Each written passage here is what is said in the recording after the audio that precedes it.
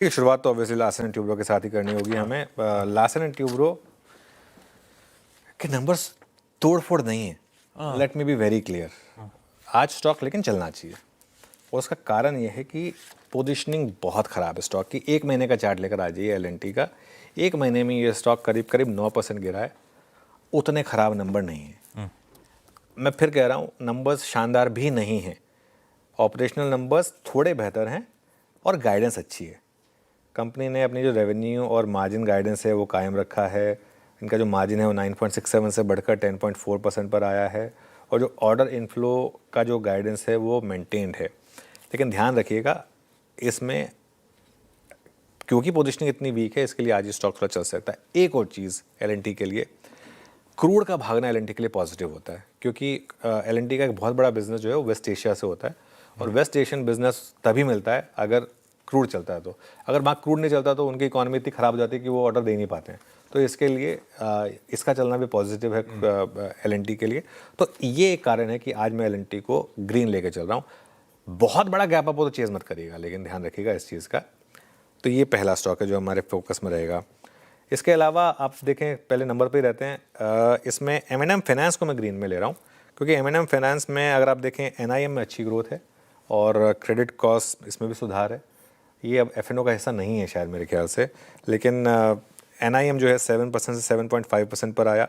हालांकि मुनाफा कम हुआ है और 20.6% NII बढ़ा है, तो ये एक अच्छा पॉजिटिव है। नंबर्स पर ही रहते हैं। SBI कार्ड, इसको मैं रेड ले रहा हूँ, क्योंकि यहाँ पर अगर आप देखें तो ग्रोथ और मार्जिन दोनों पर दबाव है।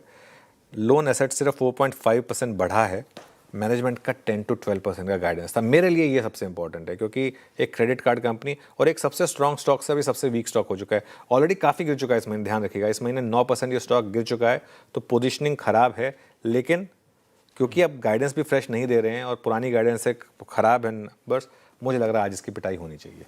आज मुझे लग रहा है कि इसकी पिटाई होनी चाहिए, तो इस वजह से इसको मैंने आज रेड में लिया है। इसके अलावा वेदांता को ग्रीन में ले रहा हूँ। वेदांता का इस समय जैसे कहते हैं ना, पाँचों उंगली घी में और सर कढ़ाई में। हिंदुस्तान जिंक के OFS से पैसा मिल गया इनको, क्रूड ऊपर है, मेटल्स ऊपर हैं, सब कुछ ऊपर है और एक सबसे शानदार स्टॉक्स में से एक रहा है बेसिकली।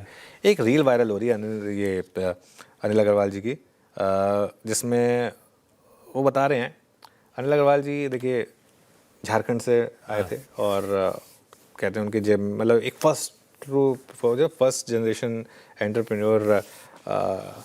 मुझे लग रहा है, मतलब मैं एक्चुअली सरप्राइज हूँ कि इनको मतलब ये सब लाइफ टाइम अचीवमेंट अवार्ड्स वगैरह क्यों नहीं मिलते हैं। क्योंकि शायद ज़्यादा फोकस रहता है जो एकदम शूशां वाले, हाँ, जो एकदम इंग्लिश स्पीकिंग जो होता है ना, जो बिल्कुल उनके ऊपर है ना।